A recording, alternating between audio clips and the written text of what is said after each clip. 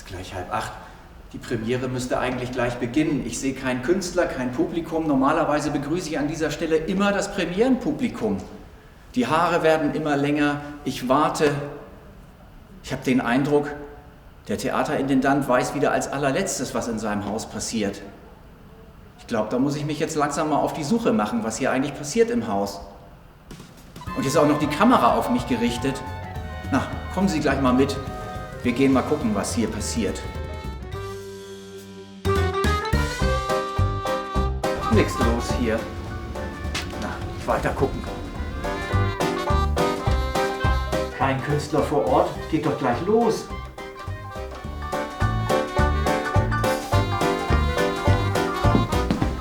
Probebühne auch leer. Niemand spricht sich ein. Genau, diese ganzen Geschichten könnten wir... Ruhe bitte, Aufnahme! Oh, geht los.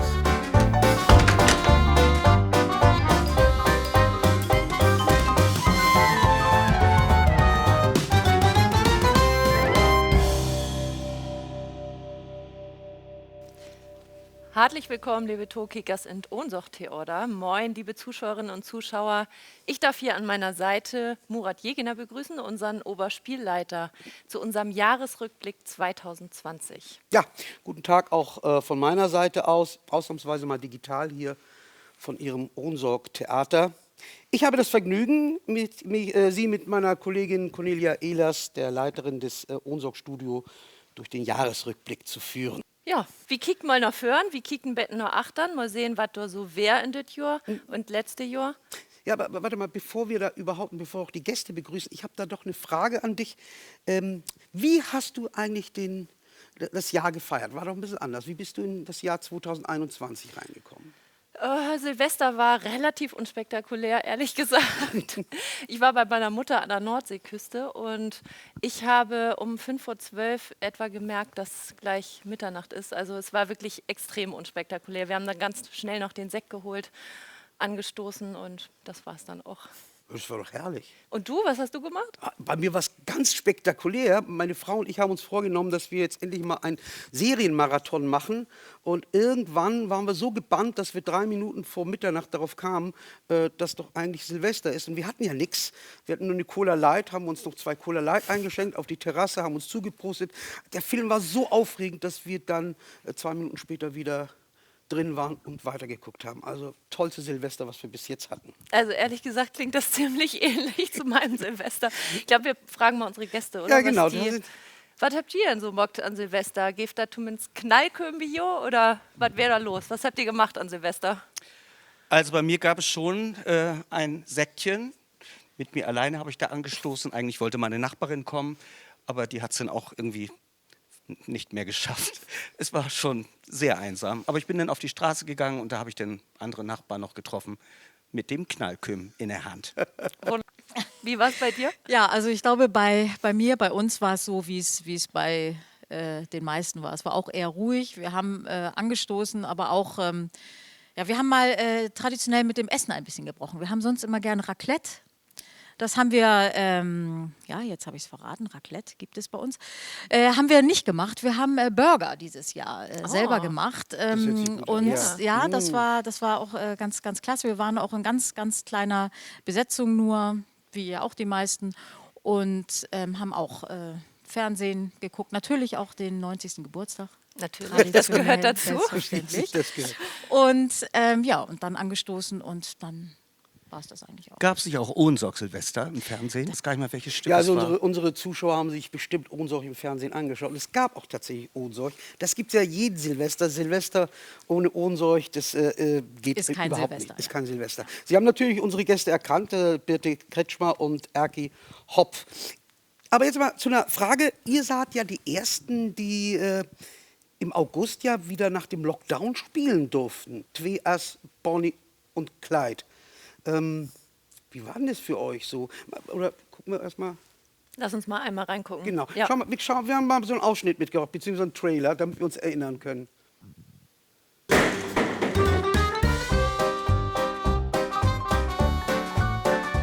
Das hier ist der perfekte Versteak für uns.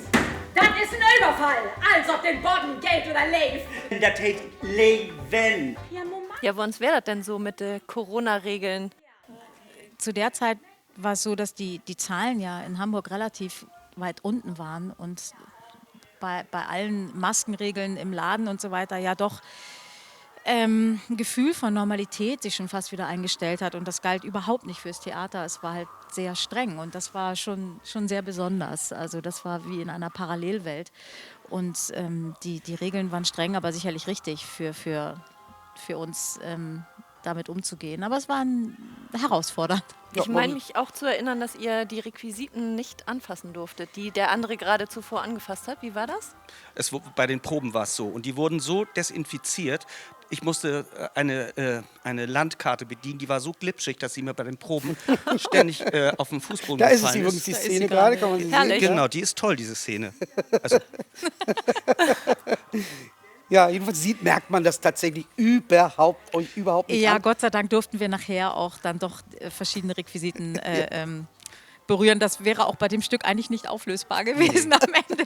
und das Tolle ist, viele Leute, die das gesehen haben, haben nicht gemerkt, dass wir diese Abstände einhalten mussten. Nee, sieht man auch hier bei diesem Trailer nicht, der wirklich wunderschön geworden ist. Die haben es gar nicht gemerkt, wirklich. Und Ja, das und war ja, positiv Das natürlich. war absolut positiv. Das war eigentlich, fand ich, mit das größte, ja, was heißt Kompliment, aber es hat mich so beruhigt im Nachhinein auch. Also, weil wir haben uns so viel Gedanken während des Spiels darüber gemacht oder während der Proben und dass sich das dann nicht so vermittelt, sondern dass sich einfach ein Theaterabend so wie normal vermittelt, ist schön. Also, Trotzdem gab es ja Veränderungen wegen den Corona-Regeln. Ja, Cornelia, ihr habt ja auch... Wir haben, genau, also just wegen der Corona-Regeln, habt wie gut gegen Nordwind, wer da ruht heute in Inszenierung ut dat unsoch Studio und Birte Kretschmer hat dort zusammengespielt mit Holger Dexne, just wegen der Corona-Regeln, denn in das Stück, da geht es um eine Geschichte, wo sich zwei Figuren gar nicht sehen dort. Bitte erzähl doch mal, was ist da in der Geschichte los und warum passt gerade das Stück so schön zu Corona? ja, das ist eigentlich das Corona-Stück. Es ist eine Liebesgeschichte, die sich langsam entspinnt zwischen einem Mann und einer Frau, die sich zufällig per Mail, also im Internet, begegnen und gegenseitig mögen, wie sie schreiben, was sie schreiben und sich immer näher kommen. Und ich will nicht zu viel verraten, aber sie treffen sich nicht. Sie sind halt im Netz sehr, sehr eng, aber in zwei verschiedenen Räumen. Und damit ist das Stück einfach perfekt für diese schwierige Zeit. Werden wir das denn wiedersehen? Weil du sagtest, ich will nicht zu viel verraten. Ist das jetzt ganz weg vom Spiel? Also Murat, in diesen Zeiten kann ich dir gar nichts versprechen, aber ist ja eigentlich mein Spiel normalerweise. Ja. wir fahren auf Sicht und es ist aber geplant. Also wenn ich soweit vorausgesehen habe, ist es für Mitte Mai. Ich meine, der 12. ist es geplant. Merken Sie sich den Termin. Mitte Immer Mai, schauen. David Mitte Mai. Tokikas ins Studio. Ja, aber gibt es auch...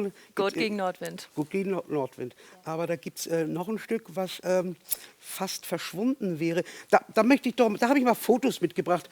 Dieser junge Mann, kommt Ihnen der bekannt vor, der da vorne mit tanzt, mit dieser roten Perücke? Das ist auch ganz witzig. Den kenne ich, der sieht sonst anders aus.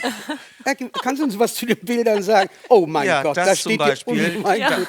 Da ist der Kaiser in seinen neuen Kleidern, also nicht wirklich nackig, aber in so einem barocken Unterhöschen und freut sich und jubelt quasi also er hat Thronjubiläum und genießt quasi das Bad in der Menge, noch nicht wissend, dass die Leute gleich lachen werden. Genau, danke mit den Fotos.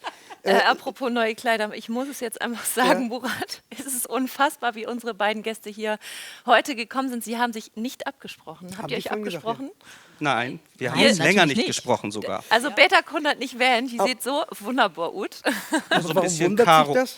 Wir haben uns ja auch nicht abgesprochen und sind plötzlich so, als würden wir immer so rumlaufen. Was übrigens stimmt, in den Büros sitzen wir immer so rum, liebe Gäste.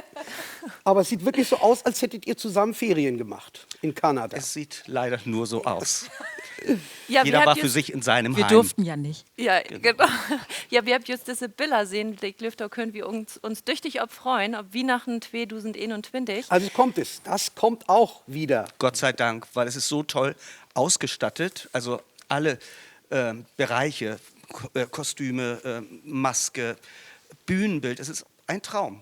bisschen barock, auch die Musik, tolle Songs. Also mir hat es wirklich Spaß gemacht. Und ich bin froh, dass es wieder aufgenommen wird. Ja, also, ihr habt die Premiere sogar noch sozusagen intern gespielt. Nee, nicht mal das. Ja, die Generalprobe. Ich habe es gesehen, ich kann Ihnen nur sagen, oder wir haben es gesehen, es lohnt sich auf jeden Fall und da haben wir wirklich was ganz Leckeres gleich nächste Spielzeit. Murat, 2020, wir haben doch noch was, ein Hospitant. Ja. Vertell doch mal, der hat hier überall sie Näsrin steckt. Ja, richtig. Was ist da passiert? Ja, Sidar Kurt, genau. Der schwirrte hier die ganze Zeit rum. Im Zuge des Intro-Projekts der Stadt Hamburg erhielten 8 Künstler, die aus ihrem Land geflohen waren, die Möglichkeit, hier sich künstlerisch einzubringen. An einem der 44 Theater hier in Hamburg. Wir hatten uns für Sidar Kurt beworben und in der Tat haben wir auch einen Zuschlag gekriegt. Der hat ein Stipendium gekriegt von der Stadt und es war richtig toll, mit ihm hier zu arbeiten. Sein künstlerisches Projekt war schon so weit fortgeschritten, dass wir kurz davor standen, auch damit rauskommen zu wollen. Und was passiert? Corona. Glück im Unglück. Sidar ist Schriftsteller. Wir hatten ihn auch gebeten im Zuge seines Projektes, dass er ein paar Gedichte aufschreibt, was mit Hamburg und mit dem Ohnsorg-Theater zu tun hat. Und die wurden so schön, dass wir jetzt ein Gedichtband rausbringen werden. Aber damit ihr euch mal vorstellen könnt, wie seine Gedichte sind, habe ich einem Kollegen von euch gebeten, oder haben wir gebeten, mal einen Teil daraus vorzulesen. Horst Arnhold. Ich habe mir hier 2 Absätze ausgesucht, die ich euch vorlesen werde. Es geht los. Ich war schon ein Dichter, bevor sich meine Freunde erschossen und während sie schossen, sogar noch nachdem wir ihr Potenzial in der Erde begraben haben, blieb ich ein Dichter, tagelang. Ich konnte nichts mehr tun. Ein Märchen sollte erschaffen werden, ein Mythos vielleicht, der diese falschen, durstigen, banalen Tage in seine Einzelteile zerlegen wird. Aber jetzt habe ich meine Waffe neu geladen. Sogar meine Schulter ist bereit für den Rückschlag.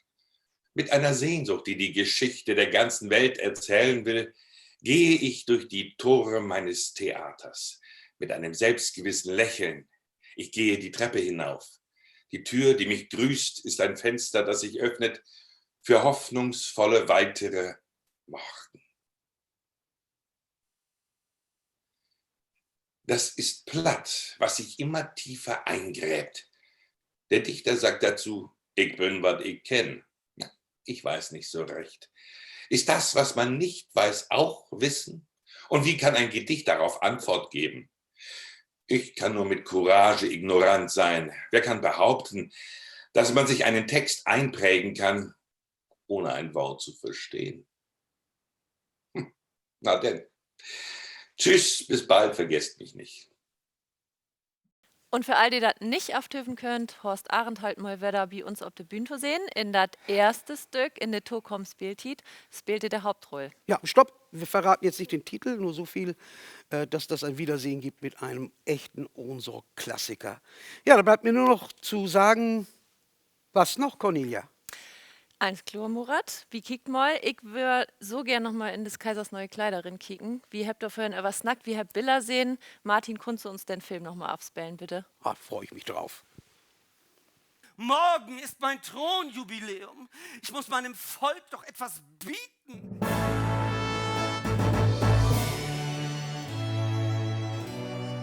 Wie wäre es mit dem Motto... Ach, Papa, jetzt ist aber Schluss. In deinem Land fehlt es an allen Ecken und Kanten, weil du das Steuergeld lieber für neue Kleider ausgibst.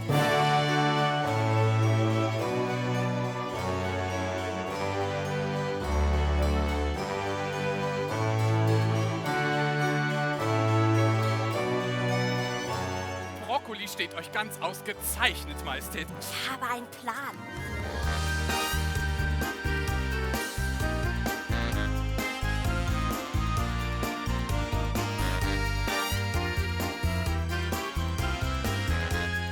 Für jemanden, der unverzeihlich dumm ist, sind die Kleider unsichtbar. Unsichtbar? Was ist, wenn der ganze Schwindel auffliegt? Tänzchen!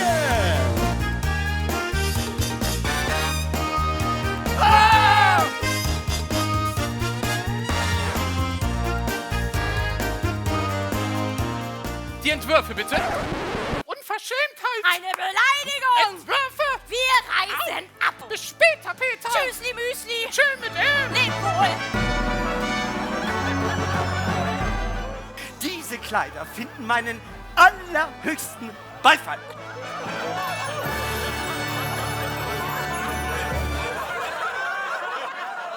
Meine Nerven möchte ich haben. Beate Kjupel, Markus Gillig, Till Huster, euch braucht man ja eigentlich gar nicht vorzustellen. Das wäre ja, als würde man Athos, Porthos und Aramis von den 3 Musketieren vorstellen wollen. Die ganze Welt, zumindest die ganze Ohnsorg-Welt, kennt euch ja, nicht? Cornelia. Das würde ich auch sagen, ja. Wo ans habt ihr denn Silvester, das Jahr viert? Wo uns sind die neue Jahren kommen? Das wird wieder mal weten. Ja, vielleicht du mal, Beate, hast du da Ja, ganz in Row. ganz Das war anders? ganz was Und Neues. Fürstelling mit ganz viel Champagner und Gode Wünschen. Und ja, ich finde es nicht so schön, frei zu haben, Silvester. Ich spiele lieber. Ich fand es natürlich toll, um 12 Uhr zu Hause zu sein. Aber ohne Feuerwerk war es auch eigenartig. Und ich habe aber, das darf ich gar nicht sagen, aber ich habe was in den Himmel geschickt mit Wünschen für uns alle für das neue Jahr. Ja, das können wir auch alle ganz Herrlich. gut. Und ich hoffe, dass das für alle dann in Ja. Erfüllung geht. Ja, Till, du siehst so aus, als hättest du richtig eine Party gemacht. Nee, ich sehe heute so aus. Okay. Silvester war das anders. Wir haben ein kleines Kind, das normalerweise gerne bis nach Mitternacht aufbleibt, um das Feuerwerk zu sehen. Da es aber keins gab, ist es dann seinem Biorhythmus entsprechend schon um 10:30 ins Bett gegangen. Mein Biorhythmus war dann so, dass ich um 12:30 nach den guten Wünschen mit meiner Frau dann auch mich zur Ruhe gelegt habe. Hast du gerade deinen Bierrhythmus gesagt? Herrlich. Oh, da habe ich mich versprochen. Ich musste noch mal nachhaken. Ja, bleibt Markus? ja nichts anderes übrig. Wie war es bei dir denn, Markus? Kuschelig und kommodig to Hus. Also Aufregend. on Party und ja, genau. Also es tut mir so leid, ich merke ja, dir fehlt das Theaterspiel ja wirklich, Beate, ne? Total. Ich habe einfach mal was mitgebracht, vielleicht erinnert dich ja das an was. Guck doch mal, ich habe euch da mal ein Filmchen mitgebracht. Mal Film ab. Löppt eins no Plan. Wie habt wirklich an Ernst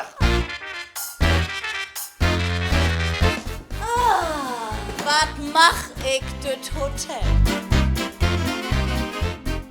Wie geht es dir, wenn du sowas siehst? Das ist so weit weg. Ja, wie ist das? Es fehlt, ne? Fehlt schon der Austausch mit den Kollegen, das Publikum, die ganze Hektik.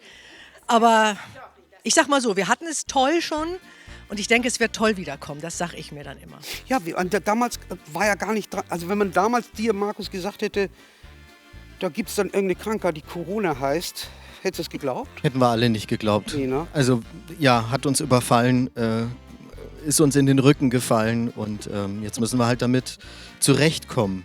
Wir haben viel Spaß gehabt. Beate ist süß.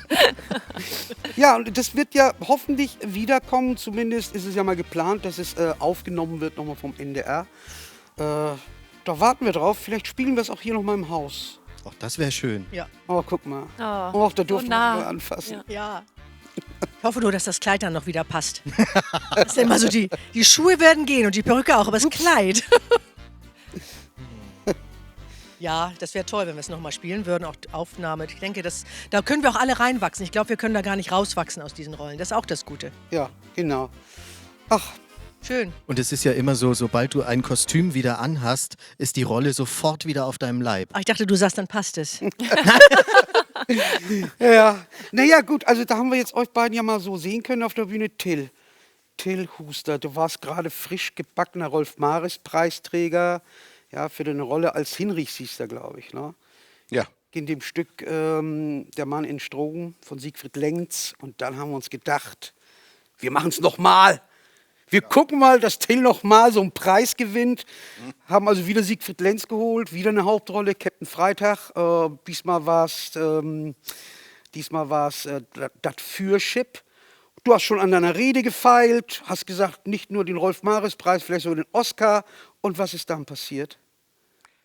Dann kam der Lockdown. Das war der erste Lockdown, ne? Das war der erste Lockdown. Wir hatten gerade 2 Wochen probiert und dann hieß es auf einmal ab morgen nicht mehr. Und wir dachten natürlich, okay, das geht jetzt ein paar Monate oder vielleicht sogar noch ein paar Wochen und dann dürfen wir wieder. Pustekuchen. Ich erinnere mich, ja. Jetzt ist es fast schon, also es sind über 10 Monate her. Und müsste man das wieder neu proben? Ich meine, ich habe ja Regie geführt, ein bisschen Sorgen habe ich schon. Kannst du den Text noch? Ja, wenn du noch weißt, wo wir gestanden haben. Da müssten wir ans Wetter hoch. Sag mal, aber ihr habt ja immerhin zwischen den beiden Lockdowns noch bloß ein Littenboard rausgebracht. Ich möchte da einmal vorlesen, was die Presse dazu gesagt hat. Murat, du hast das Stück inszeniert. Ja. Typisch französischer Humor ins Plattdeutsche übertragen, ohne platt zu sein. Chapeau, das ist mutig, sehenswert und wirklich lustig.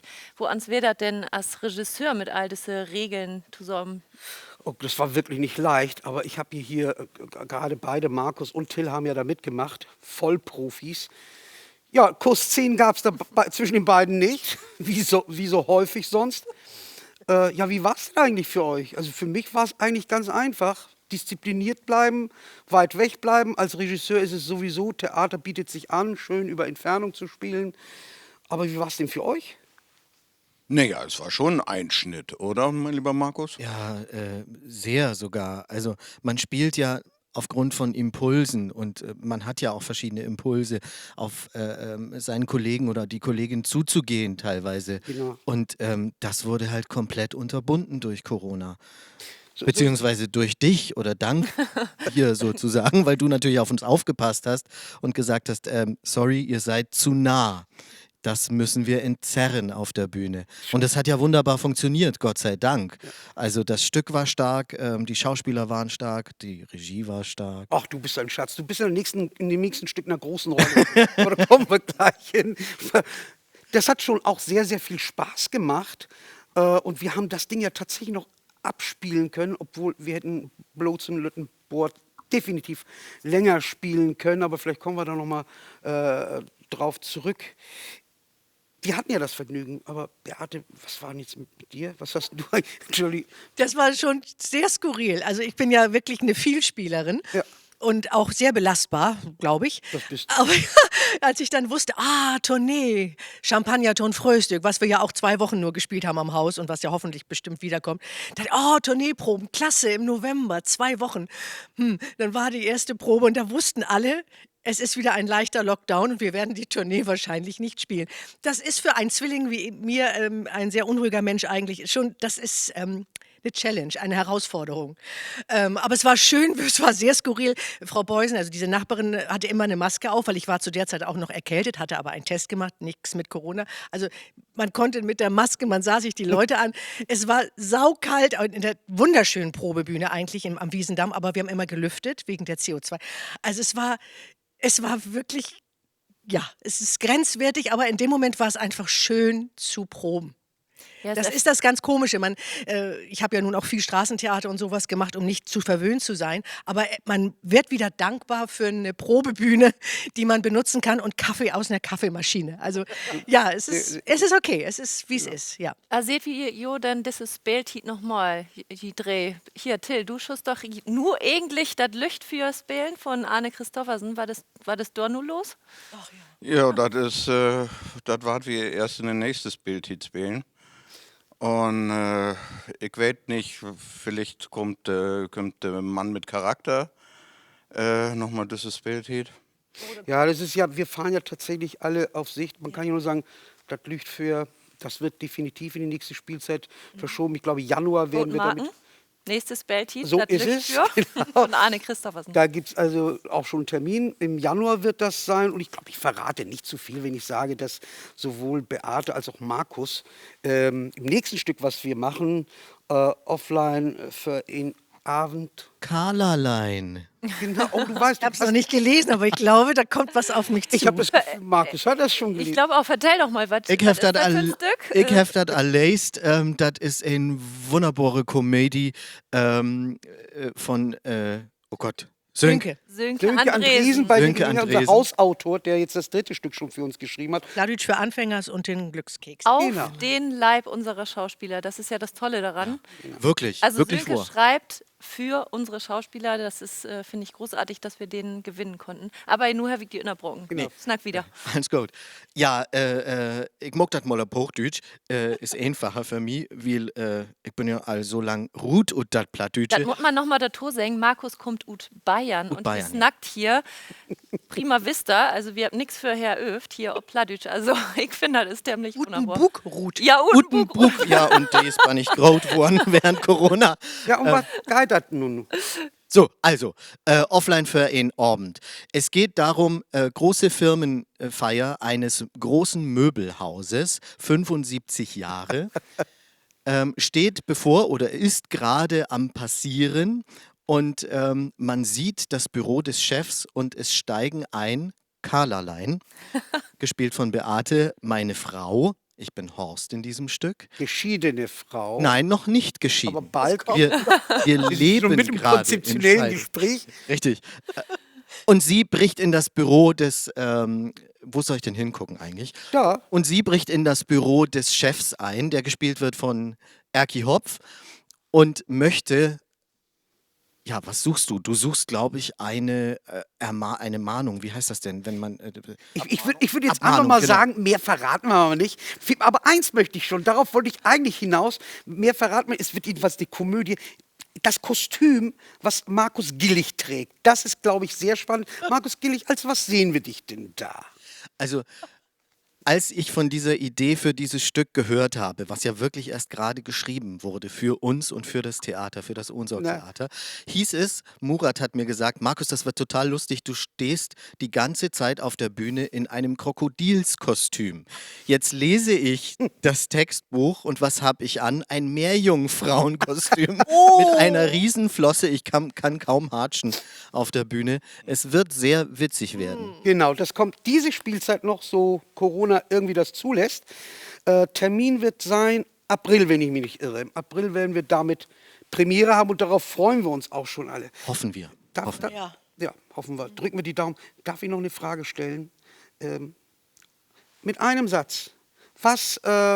Worauf freut ihr euch besonders nach Corona? So ein Satz. Vielleicht fängt die Dame wieder an. Also ich sage jetzt mal nicht Theater, ich sage Reisen.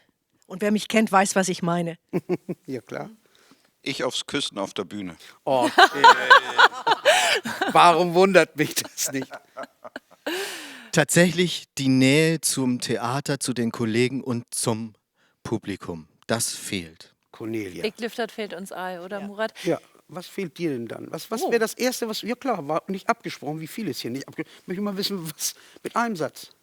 Mir fehlt, und worauf ich mich wirklich freue, uneingeschränkt Freunde, Menschen treffen, Begegnungen haben. Ich glaube, das ist das, wo wir alle nachdürsten und ja, uns unser Herz aufgeht. Es ist einfach so bei Begegnungen, das ist das Stärkste, was die Menschen zusammenhält. Ja, so. Was fehlt dir denn, Murat? Ach, ich sag mal ganz ehrlich, ich oute mich mal hier. Ich werde ja doppelter Großvater. Und die Vorstellung, doppelter Großvater heißt, meine Töchter, unabhängig voneinander, sind schwanger. Ich glaube, das, was ich mir am meisten wünschen würde, wäre, die Derns und den Buben, es wird ein Mädchen und ein Junge, mal in den Arm nehmen zu können. Allein die Vorstellung, dass ich da nicht rankomme an meine Enkelkinder, macht mich jetzt schon verrückt. Also das ist mein Wunsch. Ja. So haben wir ja alle ähnliche Wünsche. Also, wie steht Wünsche mal da Borben in Heven? Murat, was noch? Ja, ich verstehe schon platt. Also, Blotzenlüttenbord, das hätte ich doch schon gerne öfter gespielt, zumal es wirklich ganz wenig Leute sehen konnten. Wir waren ausverkauft, zwar nur bei 120 Zuschauern. Deswegen habe ich den Trailer mitgebracht zum Abschluss. Lasst uns doch noch einmal den Trailer anschauen zu unserem Spaß. Wer weiß, vielleicht können wir unseren Chef überreden, dass es doch wiederkommt. Meine Besög von min Vater macht nie fix und fadig. Bist du sicher, dass ich im Droppen schuld? Ja, hier ist meine einzige Familie.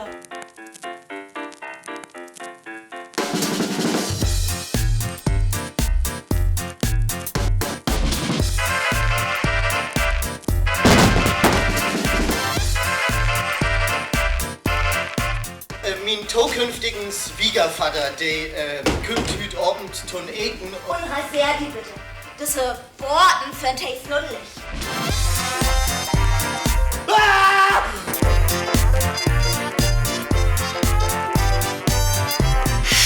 mal um. Mann, ich bin kein Rassist. Wenn du kein Rassist bist, was soll denn diese Wort? Hey, ist er ein Rassist? Nee, ich bin kein Rassist. Deutschland den Deutschen.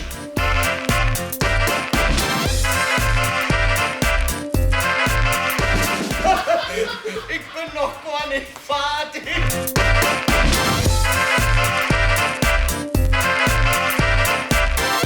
Komm so schnell du kannst, es läuft nicht gut. Den Tora!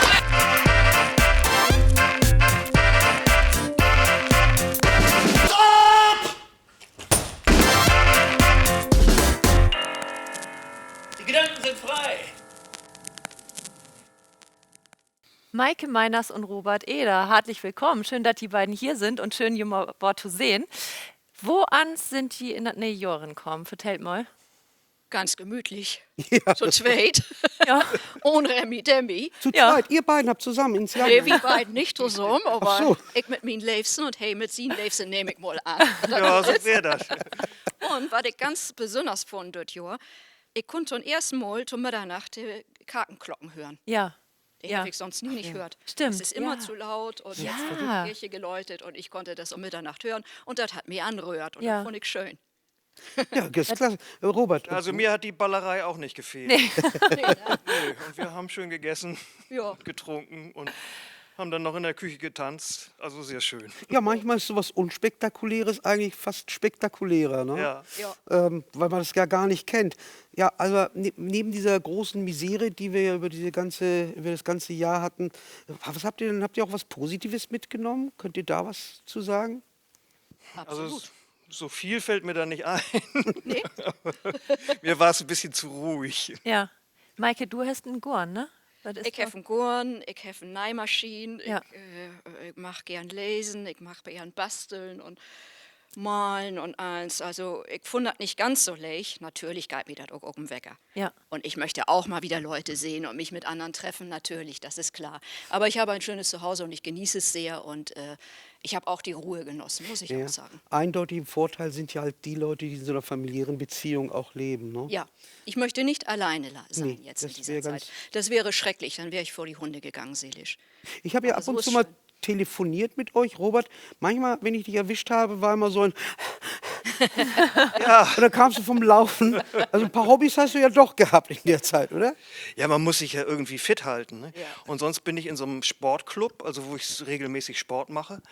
Und wo das jetzt wegfällt, bleibt nur der Stadtpark. Und dann sehe ich natürlich zu, den inneren Schweinehund zu überwinden und dann zu laufen. Und du tanzt auch, ne?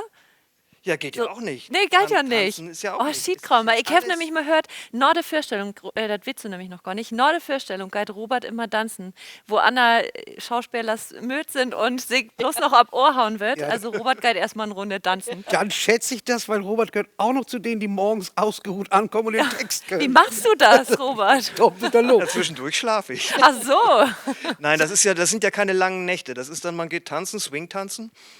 Und das geht eine Stunde oder 2 Stunden. Dann merke ich auch, dass ich müde bin und dann verlasse ich die Veranstaltung wieder. Aber es ist einfach toll, nach der Vorstellung noch irgendwo hingehen zu können, was ja im Moment auch wegfällt. Aber da warte ich natürlich auch drauf, dass das wieder stattfinden kann. Sag mal, ihr beiden zwei, ihr habt ja wirklich so eine Art Odyssee mit Champagner-Frühstück, wo ihr beide ja wirklich große Rollen spielt. Und irgendwie denke ich, da müssen wir mal drüber reden, weil Gerüchte sagen ja, das ist das meistgeprobte Stück schlechthin. Das wurde letzte Spielzeit schon geprobt wegen Umbesetzung. Und da reden wir gleich drüber und wird auch diese Spielzeit geprobt und wahrscheinlich auch nächste Spielzeit nochmal geprobt werden. Erzähl doch mal ein bisschen. Ja, Oder wollen wir mal kurz, du hast eine ganz besondere Geschichte mit Champagner. Ja, wir schauen mal. Lass uns das mal Ja. ankicken. Ja, kick Damit wie weht, wo immer wie snackt. Genau, wir gucken mal da rein. Ach, was soll ich lange überlegen? Ich nehme die Wohnung. Augenblick mal, aber ich war die Wohnung nehmen.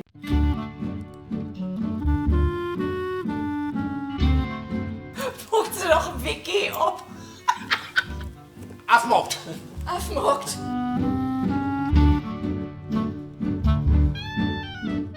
Die Premiere war schon mit leichtem Bauchweh.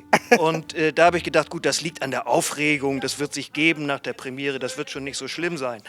Und dann war aber am Montag frei und das hörte nicht auf. Und dann habe ich gedacht, na, das muss ich ja abchecken lassen. Und dann stellte sich raus, es war der Blinddarm.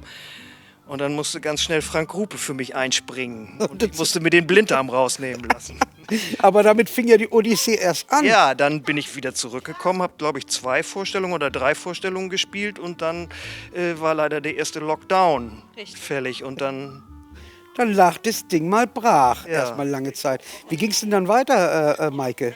Ja, 16. März war das, glaube ich, unsere letzte Vorstellung. Da haben wir hier hinter der Bühne mit langen Gesichtern gestanden nach der Vorstellung, kriegten zu hören, das ist jetzt erstmal Schluss und haben gedacht, naja gut, 1-2 Monate.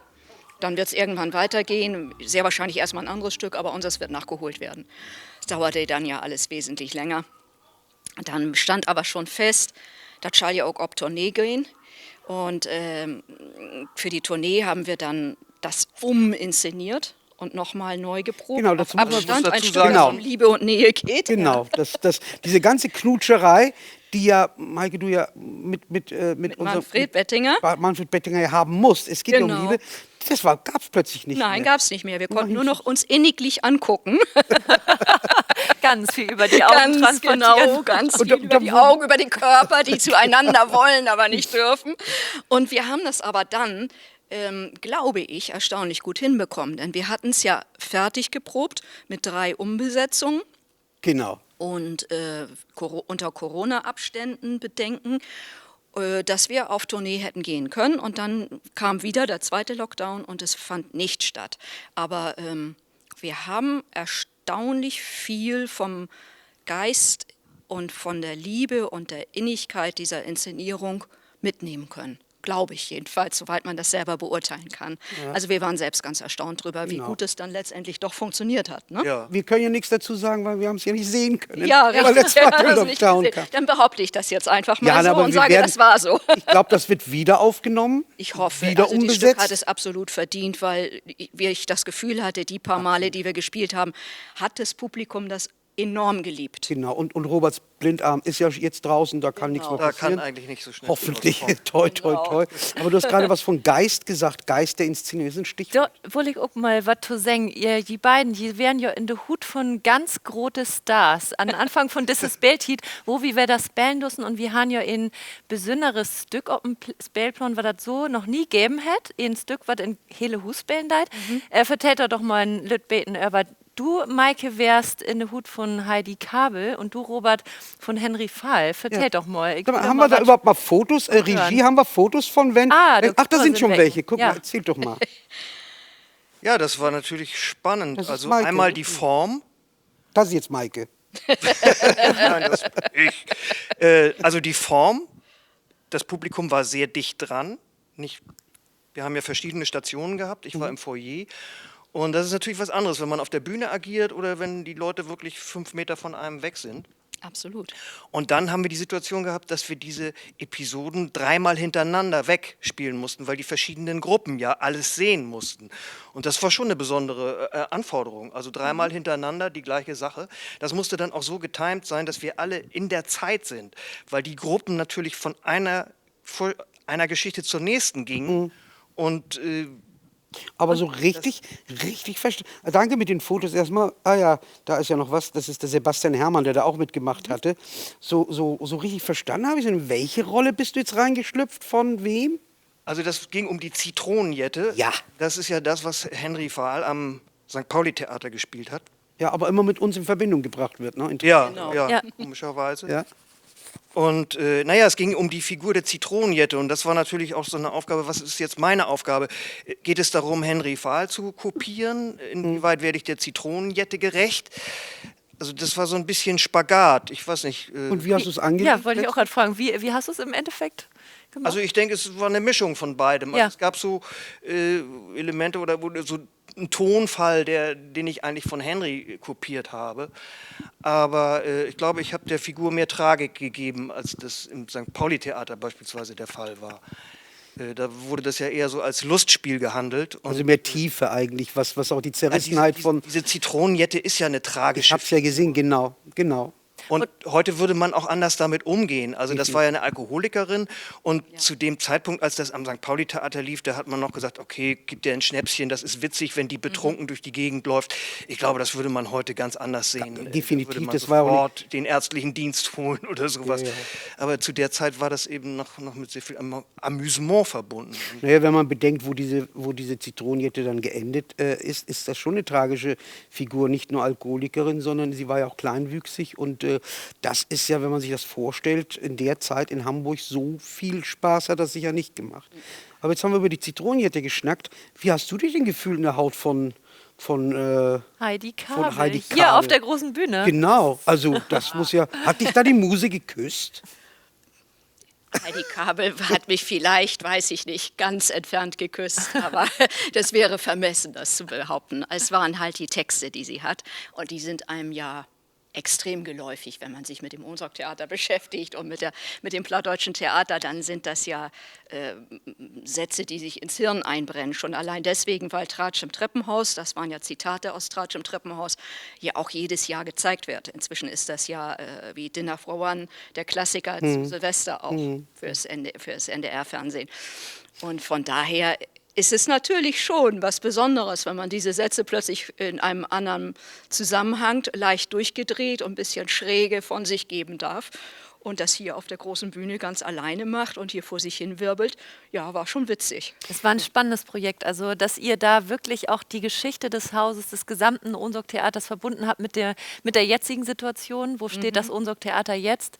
Und in Verneigung auch vor diesen beiden großen Stars. Und das fand ich wirklich sehr beeindruckend. Also ja, wir wollten uns ja auch überhaupt nicht drüber lustig machen oder Nein. so, sondern wir wollten es ja wirklich auch würdigen, was stattgefunden hat. Und Kommt wir das wollten denn? ja tatsächlich durch die Geister den alten Geist hier nochmal so ein bisschen wieder in einer anderen Form aufleben lassen. Ne? Cornelia, werden wir das wieder sehen? Geister in Unsorg, oder sie mit oppassen, ob ein Spellplan kicken, ob unsere Website kicken, das Stück vielleicht noch mal weiterkommt. Wir würden uns freuen. Ja, also Wir ich mal sag mal, kicken, ne?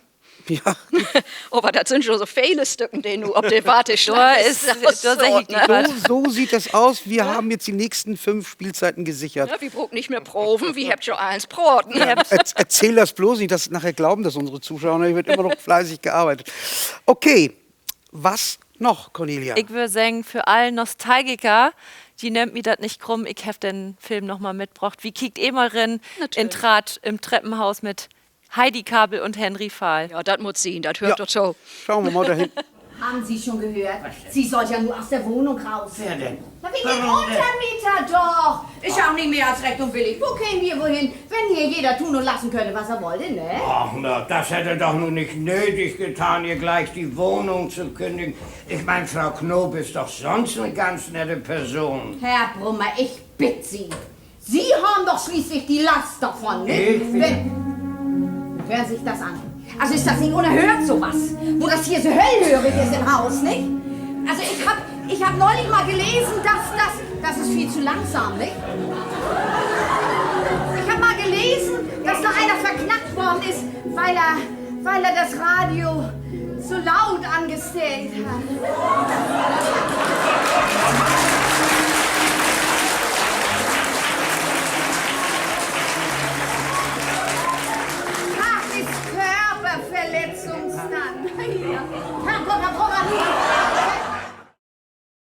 Lara Maria Wichels, Marco Reimers. Wo sitzen Sie da? Erzählt doch mal, das interessiert uns immer, erzählt euch mal, wie habt ihr in das neue Jahr hineingefeiert, so von 20? So, ich glaube, das ist bei Lütten allen Betten langweilig. Ich glaube, da ist nicht so viel passiert.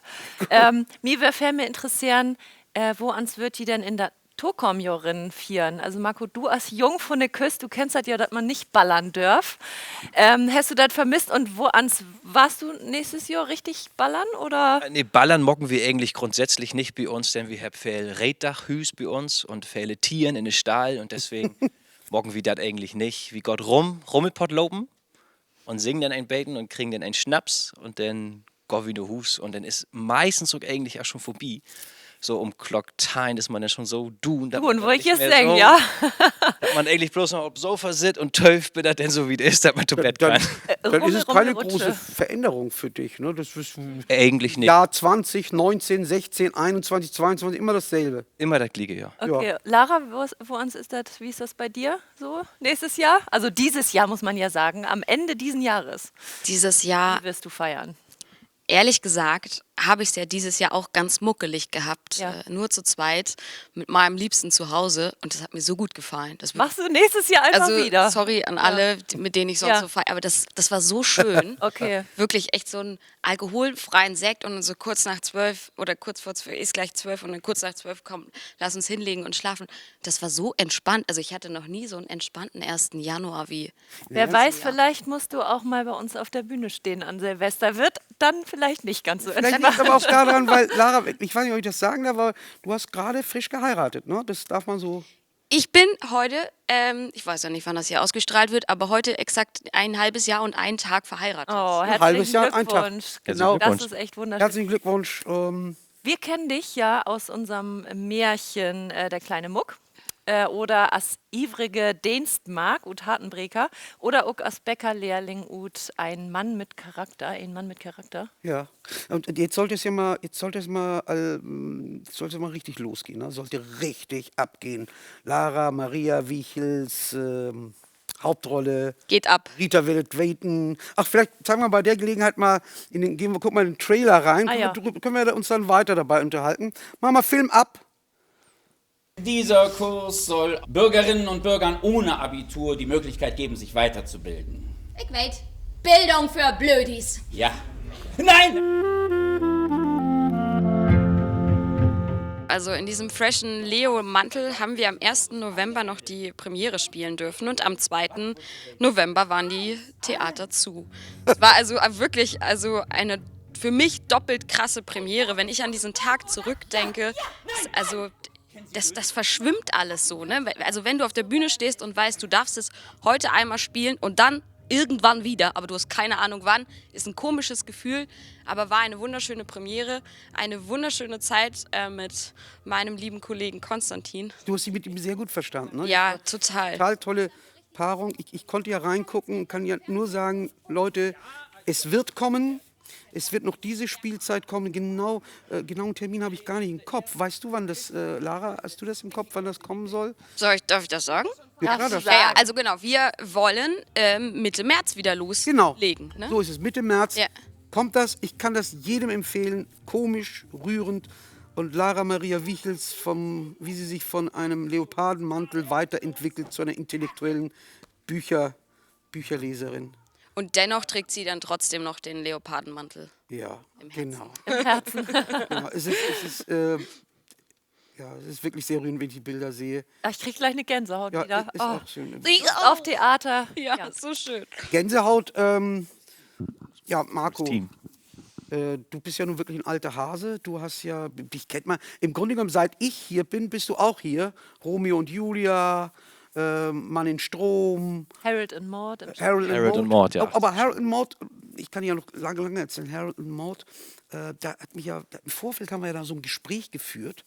Und da hat uns beide eine Sache ziemlich, willst du das mal sagen, uns interessiert? Das ist ja so ein Thema, das geht intimlich nicht. Da geht das ein junger Mann, der in viel ältere Frau lebt hat und sich verleben hat. Geht auch um Thema Abschied, um Tod, aber auch senkt tut Leben. Ja. Aber was mich interessiert, wo uns wäre das denn, diese besondere Lebensgeschichte zu spielen? Das wäre einfach schön. Das wäre so rührend. Auch als ich das erste Mal lest habe, käme ich schon dort der Tränen, als er wirklich wegging. Und ich kannte die Geschichte vorher noch nicht. Der Film ist ein bisschen älter als ich. Der ist jünger als wie Murat. Das ist unfassbar für mich. Das ist ein Klassiker. Naja. Und das wäre einfach schön, denn die ersten Proben auch mit Uta zusammen, der mich gleich an der Hand genommen hat und sagt, komm mal her, ich weiß die das. Und dann wären wir auch ganz verlegen, als wir das erste Mal kussen. Genau, darauf wollten wir kommen, aber vielleicht da Uta Stammer. Es wurde ja nochmal abgelöst von Edda Logis und große Verneigung vor Uta Stammer. Sie ist ja dann verstorben. Aber die haben das beide eben toll gemacht und die Edda hat das halt etwas anders gemacht, aber sie hat immer darauf bestanden, das ist eine große Verneigung vor der Kollegin. Dennoch möchte ich jetzt doch auf einen Kuss kommen. Ja, da will ich auch was beten. Ja, genau. Ist das die letzte professionelle Kuss werden?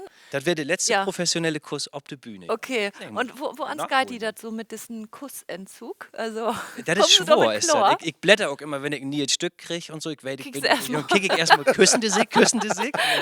Oh, schieß. Ja, aber Lara, gibt es denn da einen Unterschied zwischen einem Bühnenkuss, also ein professioneller Kuss, sage ich mal, wofür man bezahlt wird als Schauspielerin oder Schauspieler und dem privaten Kuss? Ja, finde ich schon. Bei beiden Sachen kriege ich auf jeden Fall Herzrasen, immer noch. Aber dieser Bühnenkurs ist auf jeden Fall, finde ich, noch mal ein bisschen anstrengender. Man muss dann ja auch noch darauf achten, dass man dann auch noch irgendwie alles sieht und dann, dass der Kollege dann vielleicht oder Kollegin gerade keinen Knoblauch von mir abbekommt und so. Wie gesagt, und dass es gut aussieht. Einmal habe ich auch einen Kollegen geküsst, Markus Gillich, und habe dann irgendwie so ein also das Geräusch passte eigentlich nicht. So man muss sich quasi anstrengen, gut zu küssen. Wird denn am Ohnsorg-Theater, was meint ihr, viel geküsst? Zu wenig. Zu wenig. Zu wenig, genau. Weil meine Frau guckt zu, nein, das reicht, das ist viel zu viel. Ja, aber dann sage ich mal, da glaube ich, kann ich das Stichwort mal dir weitergeben. Sag mal, was noch? Ja, ich habe da eine Lütte Überraschung mitgebracht. Ich glaube, das passt heel gut zum Thema. Lass uns mal kicken hier. Ja, gern. Wie gesagt, wird wenig geküsst am Ohnsorg. Du verstehst die Kunst von Küssen.